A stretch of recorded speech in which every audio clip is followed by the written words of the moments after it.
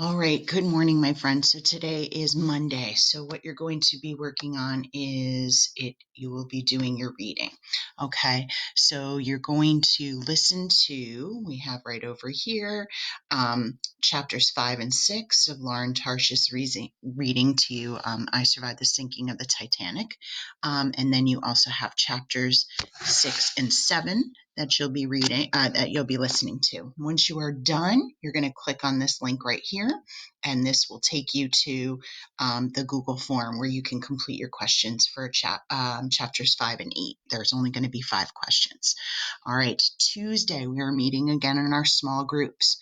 My focus this week for you is while you are writing, I really want you to focus in on figurative language. Okay. What I have done is if you go back to your classwork assignments, you're going to see there's a little figurative language 7-minute video. It's figurative language in movies.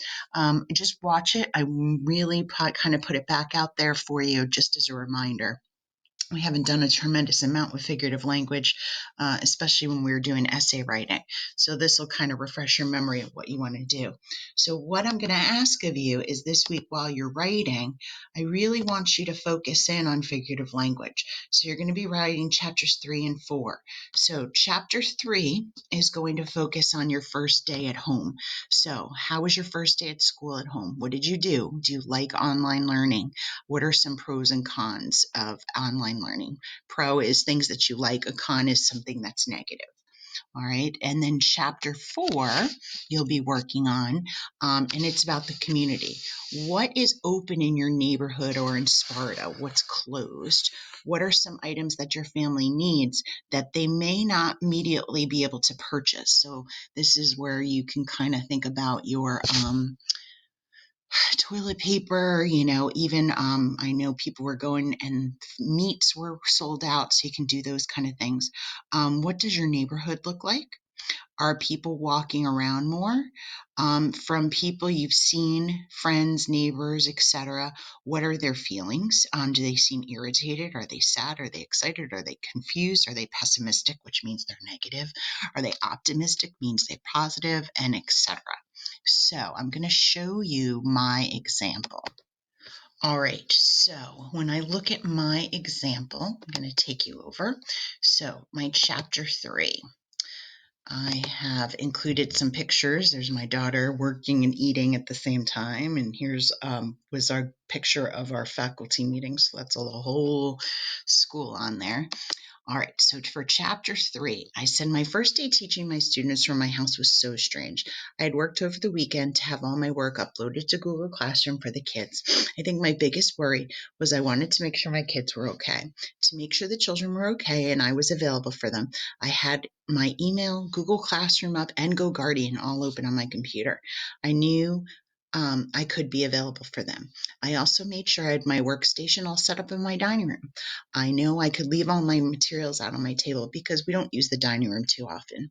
The day went pretty smoothly. I think I sat in front of the computer from 7 in the morning all the way to 7 at night, but I was already thinking and investigating using Google Meet in order to actually see and talk to my students.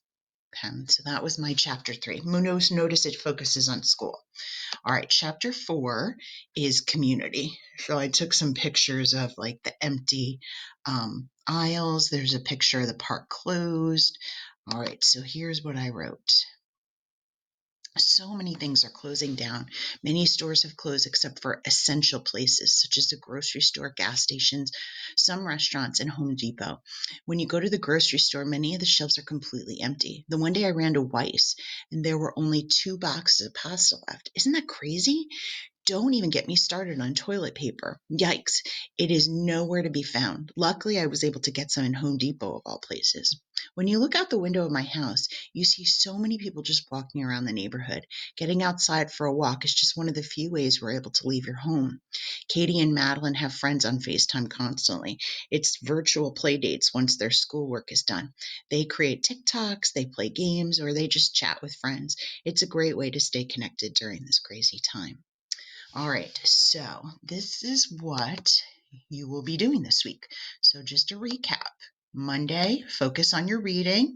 All right, you're going to read chapters, listen to Lauren Tarshish read to you 5 and 6, 7 and 8, complete the Google form. Tuesday, we'll meet. We're going to talk about figurative language. All right, and then from Tuesday, you're going to move into writing chapters 3 and chapter 4 of your I Survived. Just a reminder, Wednesday is Specials Day, right? And so you don't need to work on language arts that day. So hopefully you will finish out chapters 3 and 4 on Thursday. And then Friday will be social studies and science. All right, make it a great week, my friends. Bye.